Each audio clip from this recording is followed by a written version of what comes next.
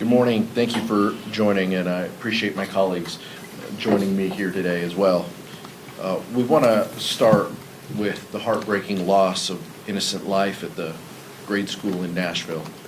3 children and 3 staff dead, and a community changed forever. Gun violence is the leading cause of death for American children and teens. The leading cause. Not one child needs to die. We must pass meaningful gun safety legislation and need to look at every possible way to do so. We must give families the peace of mind to send their kids to school without fearing for their lives. But we need reasonable Republicans to come to the table to make this happen. It's an outrage that we can't find a handful of Republicans. Republicans are willing to put people over extremism from the far right.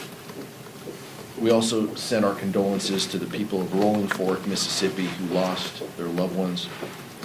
House Democrats, under the leadership of Benny Thompson, stand ready to support these communities as they look to rebuild.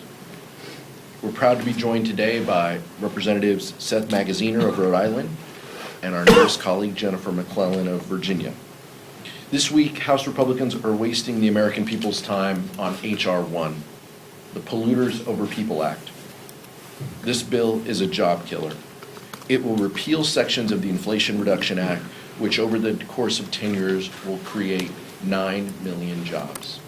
Over 100,000 good-paying American jobs have already been created, with more on the way in clean energy and manufacturing.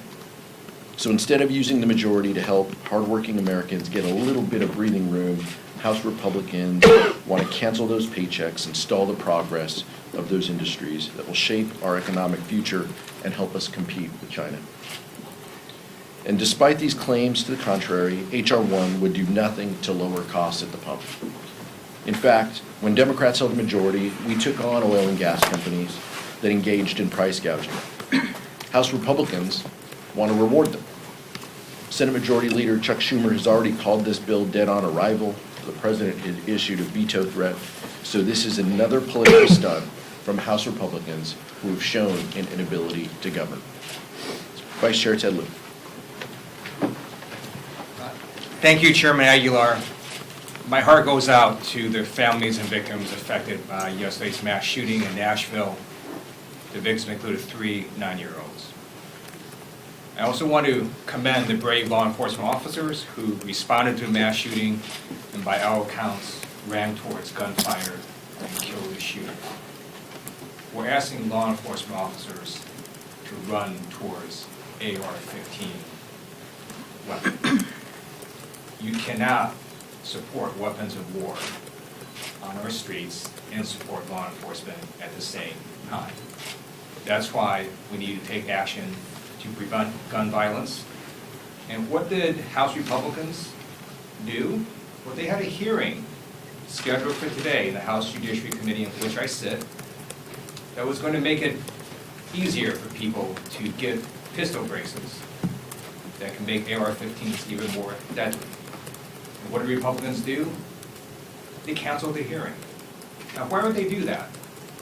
If they honestly believe, as they say, that arming more Americans with more guns, more AR-15s, more pistol braces would make us safer, they would have held the hearing and had that as a solution. But they didn't do that. They ran away. They ran away and they're hiding because they know that the talking points they're spewing are simply not true. Giving everyone more AR-15s and more guns does not, in fact, make American society safer. Because if it did, they would have had that hearing, had the debate, had the argument, and did the markup of that bill. Cowards. Oh, I'm now going to introduce Congressman Seth Magaziner, who is going to talk about H.R. 1, and prior to Congress, he was the General Treasurer of the state of Rhode Island. Seth? Oh, good morning. I'm here as a member of the Natural Resources Committee to talk about H.R. 1, but first, let me just say that as a parent of a 1-year-old, I know that when I get home to Rhode Island later this week, I'm going to hug my son a little harder, thinking about how there are parents in Nashville who aren't going to get to do that again. And we cannot let this become normal. Gun violence is now the leading cause of death of children in this country. That is not normal.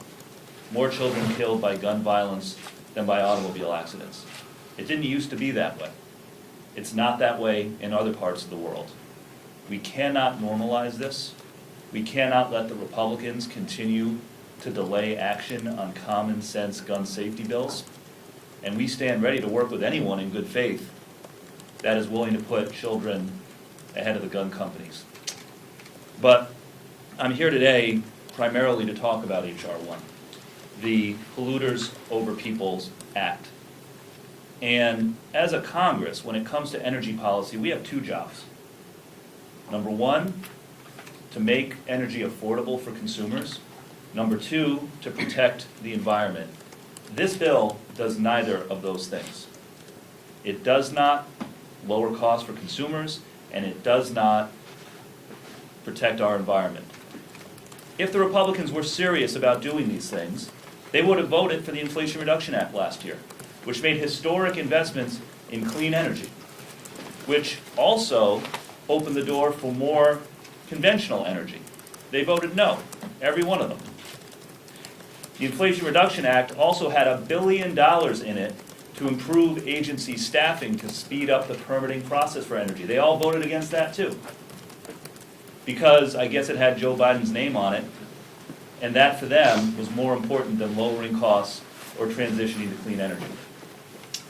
If you want to talk about lowering energy costs for consumers, we have to talk about the fact that the oil and gas industry made $300 billion of profits last year, not revenue, profits.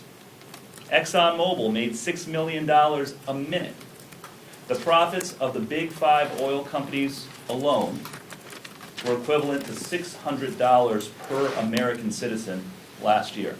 So if we're going to have a real conversation about lowering costs for consumers, we need to talk about the runaway profits that the oil and gas industry is making, price gouging American consumers. But of course, the Republicans don't want to talk about that. Why?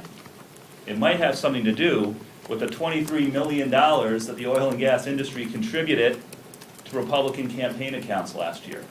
And that doesn't include their support of dark money groups. $23 million. It took $23 million to protect $300 billion of profits. I think the Republicans should have held out for more. They sold themselves out too cheap. But this bill will roll back important environmental protections. It'll do nothing about the fact that the oil and gas industry is sitting on 9,000 unused leases because they want the prices to stay high. That's the bottom line. They want to make it easier to circumvent environmental regulations, get more leases, and sit on them unused to keep prices high. So that's why, as a caucus, we oppose this bill. That's why every Democrat in the Natural Resources voted against it, and that's why we know it's dead on arrival in the Senate and the White House. And with that, I want to yield to our newest member, who I'm very excited to get to know, from Virginia, Jennifer McClellan. Good morning.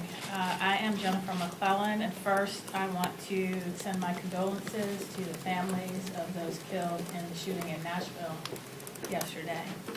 I am really struck that as we have been debating parental rights here and across the country, the number one right parents should have is the ability to send their children to school and not worry about if they'll come back. If you look at not only how many children have died because of school shootings, but those who have been traumatized as they've watched their friends die, or as they've had to endure drills that often traumatize them just as much as an active shooter incident. Enough is enough. Thoughts and prayers are not enough. Congress needs to take action. As a mother, I also have deep concerns about Republicans' H.R. 1 and its potential impacts on our national deficit, hardworking families' pocketbooks, and the health and well-being of historically marginalized communities. The Polluters Over People Act would be disastrous for our national deficit, ballooning it by $2.4 billion over the next 10 years. and it'll do so to pad the pockets of corporate polluters who are already, as you heard, enjoying record-breaking profits. H.R. 1 is the Republicans' flagship legislation, but it blatantly disregards the financial interests, health, and well-being of American families and while rewarding polluters with shameless giveaways. The Polluters Over People Act would repeal major cost-saving programs implemented through the Inflation Reduction Act, including a $4.5 billion home electrification rebate program that is designed to lower energy costs. It would repeal the Greenhouse Gas Reduction Fund, which will accelerate the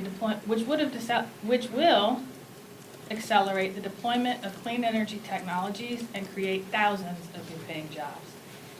The repeal of these programs will raise costs for hardworking Americans, rob them of quality, family-sustaining jobs, and jeopardize a healthier future for our children and grandchildren.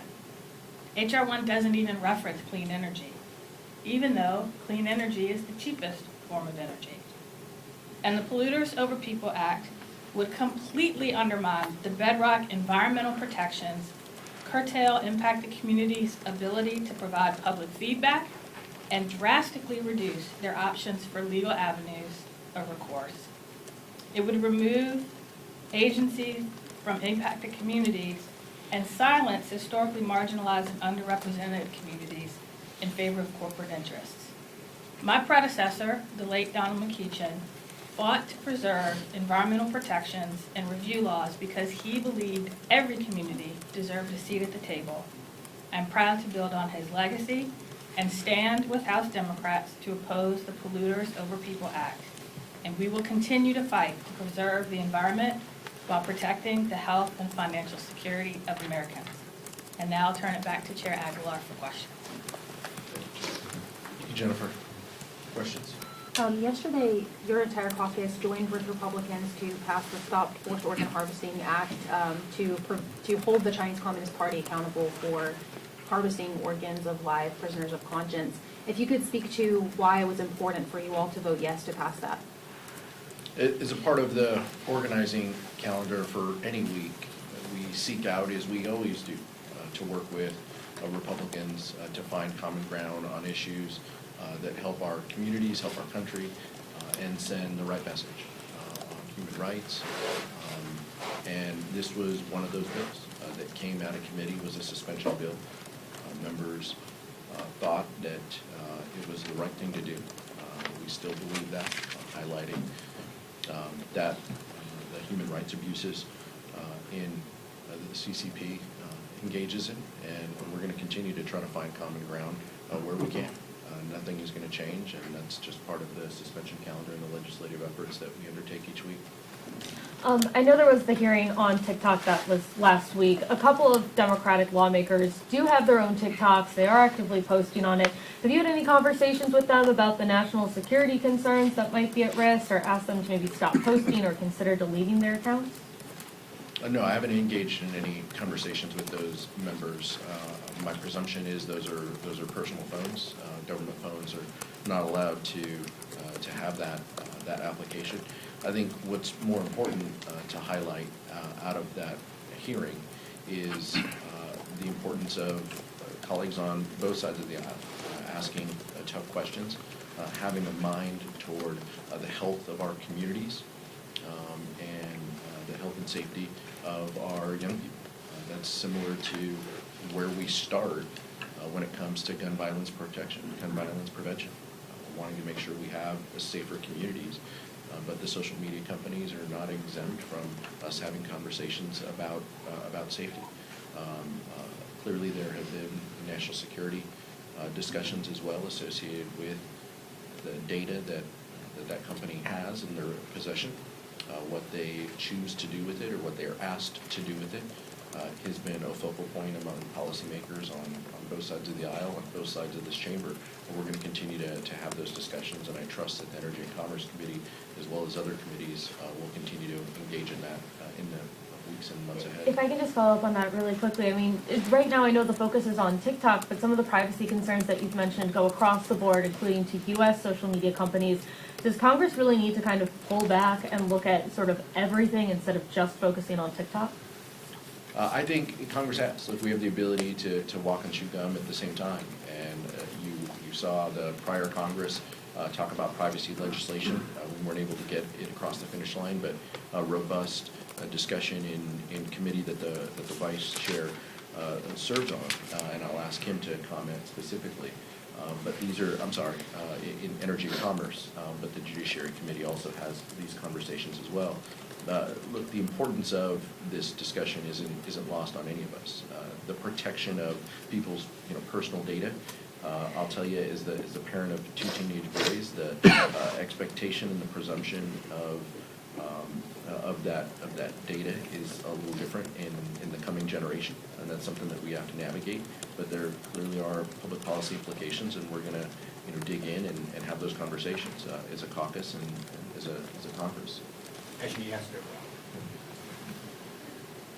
Thank you. I just wanted to follow up quickly to Emily's first question on TikTok. It seems like a lot of the members there are overly supportive of it, seem to be more in your progressive wing. Do you have any thoughts on that, or if there's an ideological divide in terms of what the support is? No, I think that this has less to do with ideology and more to do with generation. These are also members that have campaigned recently, won campaigns, have platforms that engage constituents and people across the country using some of these social media platforms, a little more adept at it than I am personally.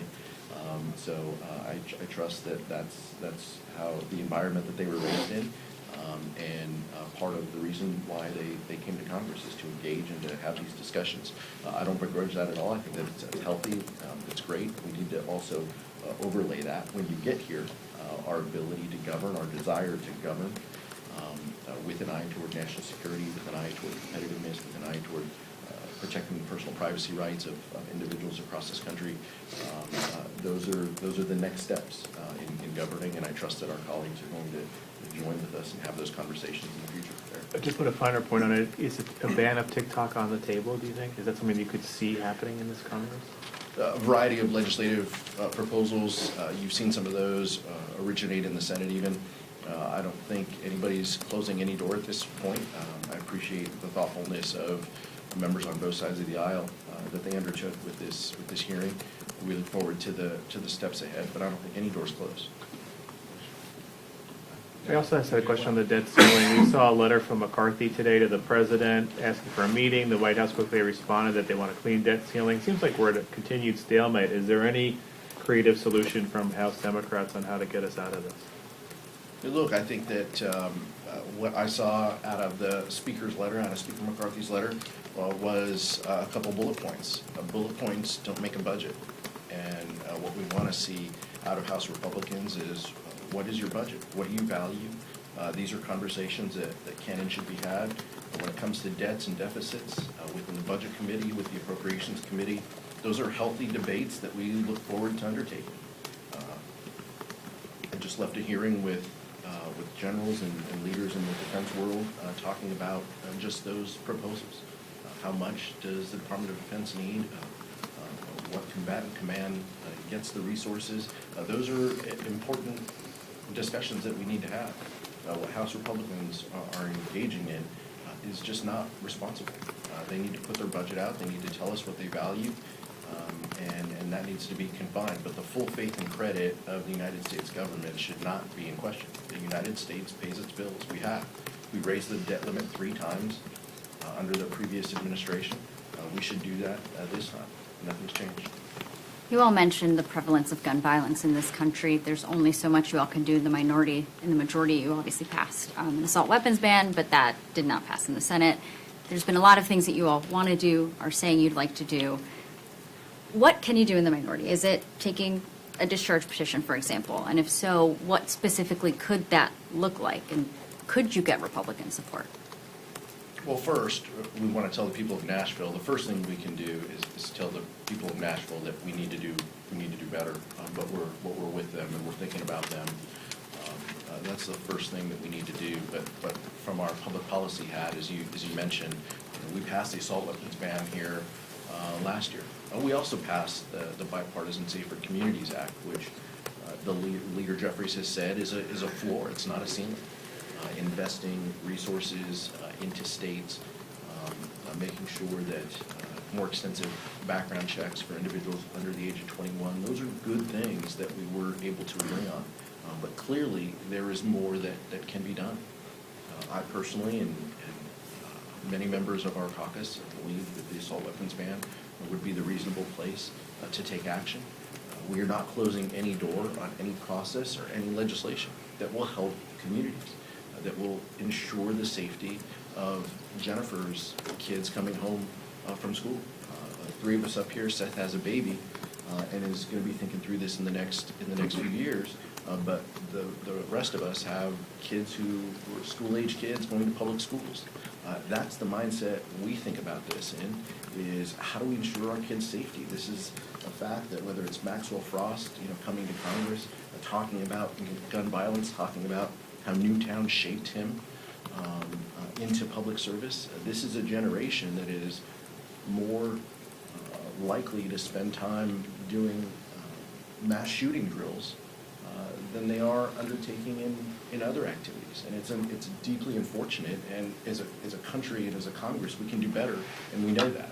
So shame on Speaker McCarthy for not bringing something up, for not announcing that we can and do more. All we're going to get are thoughts and prayers out of their Twitter accounts, and that's not enough. If I can follow up, Republicans this morning have been saying that they would like to address this through mental health legislation.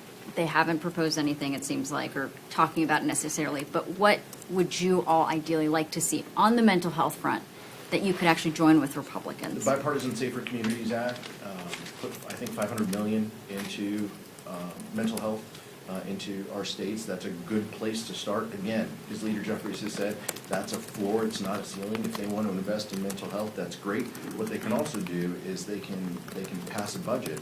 They can work with us on funding government that will actually put those dollars out on the street, out into the states, so the states can effectuate that change. But they haven't proposed that, and they still have significant challenges in passing a budget. So I would encourage them to do that, and I'll yield to the Vice Chair. Thank you, Chairman Aguilar. So in answer to your questions, Republican from Tennessee, Tim Burchett, was recently asked about gun violence and what they're going to do to address it. And he said, quote, "We're not going to fix it." So House Republicans are not going to fix the problem of school shootings. Democrats have passed laws and will continue to do that to address school shootings and other gun violence, such as universal background checks. And in terms of the two parties, we're just not the same on this issue. At the same time, what we're seeing are Republicans trying to deal with issues that do nothing to protect kids in schools, right? You had in Florida a principal that was fired because they showed Michelangelo's masterpiece, David, to some students. You also had a sort of, in Florida, what they're doing is students who feel uncomfortable can object to certain courses, and so a professor had to not teach a civil rights course because a student felt uncomfortable about the discussion of civil rights. Well, parents have the right to have their kids learn about art. They have the right to have their kids learn about civil rights. They have the right to have their kids learn about historical figures like Rosa Parks. None of that killed anyone or killed any kids. What kills kids are AR-15s. Yeah, I'll just echo the point that Chair Aguilar made on the debt ceiling, which is that whether we pay our bills as a country, as we have for over 200 years, is a completely different conversation than what our budget priorities should be going forward. The paying of our bills, keeping our obligations to the nation, must be non-negotiable, as it has been for hundreds of years. However, we can have a debate, we can have a negotiation about what our revenue and our spending should look like going forward, but in any debate, in any negotiation, the first step is the two sides show their plans. President Biden came out with his plan weeks ago. We are still waiting for the Republican plan. And so for them to be asking for a negotiation when they haven't even presented their opening position is just theatrics. Show us the plan, and then we can negotiate. Yeah, gun violence, I don't know how much more I can add beyond the eloquent words of the chair and the vice chair, but, you know, I can tell you that in the Democratic caucus, there was a lot of energy to do something. And so, again, every avenue, every procedural avenue, I think is still on the table. And our hope is that we can find even just a handful of reasonable Republicans who are willing to stand up for their constituents instead of the gun companies. And it all comes back to money, right? Just like in the Polluters Over People Act, the Republicans who took more than $20 million from the oil and gas companies are putting oil and gas profits ahead of energy consumers and environmental protection. It is not a coincidence that the gun industry is pumping money into the campaign accounts of many of our Republican colleagues, and all that they can offer in the face of tragedy is, you know, a tweet with thoughts and prayers and not real action. Not a coincidence. So. I want to reiterate that we can and we should walk and chew gum at the same time. We have to address the mental health crisis in this country. We have to address the gun violence crisis in this country. And we have to understand that they're linked. Every time there is a shooting, my son cries about going to school because he's afraid, is he going to come back? Is his sister going to come back? These active shooter drills that we put our children through traumatizes them because they often can't tell the difference between a drill and the real thing. That exacerbates a mental health crisis that was worsened during COVID. We have got to recognize that weapons of war are too prevalent in our streets. A child in my son's class killed himself accidentally using a gun as a prop in a video. Why wasn't that gun secured? We should be investing in making sure that there are gun safes and gun locks. We should be investing in addressing the root causes of gun crimes in our communities. That's what we need to do. And not choose between addressing mental health and addressing gun violence. We have to do both. Next question. Despite all these concerns, you still have millions of students, teachers, administrators who have said time and time again they are scared of what's going to happen if their school is going to be the next one. You had House Republican leaders this morning still saying the same point that they brought up before, where the priority is not to politicize the issue and not to punish law-abiding citizens. What are your guys' response when this is the same response that Republicans come with almost every time that not just a school shooting happens, but a mass shooting happens? I think it was 2012 was Newtown, right? I mean, anytime kids get gunned down in schools, it's tragic, it's terrible. That was really the point, I think, for a lot of us, where it was if Congress is going to act, this is it. And the fact that they couldn't, the fact that the talking points Republicans use today are exactly the same that they used in December of 2012. It's alarming, it's disappointing, it's just sad. And that's just who the Republican Party is today. And, we can't shed a tear about it. We've just got to do better and do more. And I think that's what you see the Democratic caucus want to do. We want to lead on these efforts. We did in the last Congress. We know that we can in the future. We want to use every procedural, possible tool we can. Every way. We'll send a letter. We'll do a petition. We'll do whatever we need to do in order to help. One, crystallize it for the American people, because ultimately House Republicans answer to the American people. That's an audience that we can speak to. I think tomorrow you'll see Whip Clark lead an effort of moms, congressional moms, who are fed up and want to take action. And they will be joined by many of us who are parents and we want to help. And so that's what more we can do. But, you know, we can't just be frustrated, you know, by this. We've got to take action, and that's what House Democrats want to do. Thank you. Thank you.